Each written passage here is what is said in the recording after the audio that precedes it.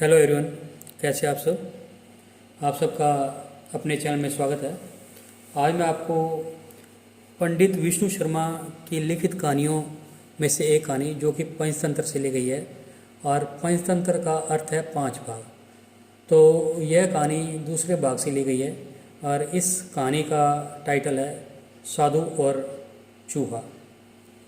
तो आपको ये कहानी सुनाने जा रहा हूँ, तो चलिए शुरू करते हैं। महिल रोप्यम नामक एक दक्षिण शहर के पास भगवान शिव का एक मंदिर था। वहाँ एक पवित्र ऋषि रहते थे और मंदिर की देखभाल करते थे। वे भिक्षा के लिए शहर में रोज जाते और भोजन के लिए शाम को वापस आते थे। वे अपनी आवश्यकता से अधिक एकत्र कर लेते थे और बाकी का बर्तन में डालकर गरीब मजदूरों में बांट देते थे, जो बदले में मंदिर की सफाई करते थे और उसे सजावट का काम भी किया करते थे। उसी आश्रम में एक चूहा भी अपने बिल में रहता था और वह हर रोज़ कटोरे में से कुछ न कुछ भोजन चुरा लिया करता था। जब साधु को इस बात का एहसास हुआ कि चूहा भोजन चोरी करता है, तो उन्होंने इसे रोकने के लिए सभी तरह की कोशिश की। उन्होंने कटोरे को काफ़ी ऊंचाई पर रखा ताकि चूहा वहां तक न पहुंच सके, और यहाँ तक कि एक छड़ी के साथ चूहे को मार भगाने की कोशिश भी की। लेकिन चूहा किसी न किसी तरह कटोरे तक पहुँचने का रास्ता ढूंढ लेता और कुछ भोजन चोरी कर लेता था। एक दिन एक भिक्षुक मंदिर की यात्रा करने के लिए आए थे, लेकिन साधु का ध्यान तो चूहे को डंडे से मार भगाने का था और भिक्षुक से वो मिल नहीं पाए। इससे भिक्षुक ने अपना अपमान समझा और भिक्षुक क्रोधित होकर बोले, आपके आश्रम में फिर कभी नहीं आऊँगा, क्योंकि लगता है मुझसे बात करने के अलावा आपको अन्य काम ज़्यादा महत्वपूर्ण लग रहे हैं।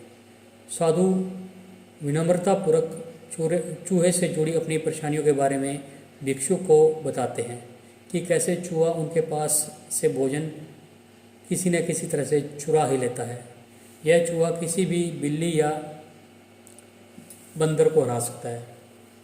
अगर बात मेरे कटोरे तक पहुंचने की हो तो मैंने हर कोशिश की है, लेकिन वो हर बार किसी न किसी तरीके से भोजन को चुरा ही लेता है। भिक्षुक ने साधु की परेशानियों को समझा और सलाह दी। चूहे में इतनी शक्ति, आत्मविश्वास और चंचलता के पीछे अवश्य ही कुछ न कुछ कारण जरूर होगा। मुझे यकीन है कि इसने बहुत सारा भोजन जमा कर रखा होगा, और यही कारण है कि चूहा अपने आप को बड़ा महसूस करता है और इसी से उसे ऊंचा कूदने की शक्ति मिलती है। चूहा जानता है कि उसके पास कुछ खोने के लिए नहीं है, इसलिए वो डरता नहीं। इस प्रकार साधु और भिक्षुक निष्कर्ष निकालते हैं कि अगर वो चूहे के बिल तक पहुंचने में सफल हो जाते हैं तो चूहे के भोजन के भंडार तक पहुंचने में सक्षम हो जाएंगे। उन्होंने फैसला किया कि अगली सुबह वो चूहे का पीछा करेंगे और उसके बिल तक पहुंच जाएंगे। अगली सुबह वो चूहे का पीछा करते हैं और उसके बिल में प्रवेश द्वार तक पहुंच जाते हैं।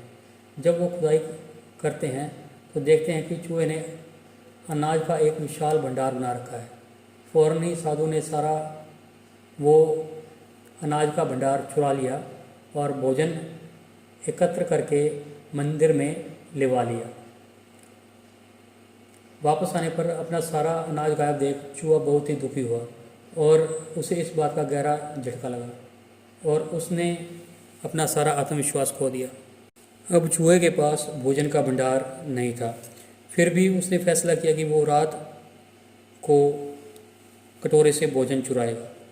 लेकिन जब उसने कटोरे तक पहुंचने की कोशिश की तब वह धड़ाम से नीचे गिर गया और उसे यह एहसास हुआ कि अब न तो उसके पास शक्ति है और न ही आत्मविश्वास।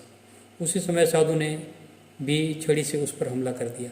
किसी तरह चूहे ने अपनी जान बचाई और भागने में कामयाब रहा और फिर वह वापस मंदिर में कभी नहीं आया।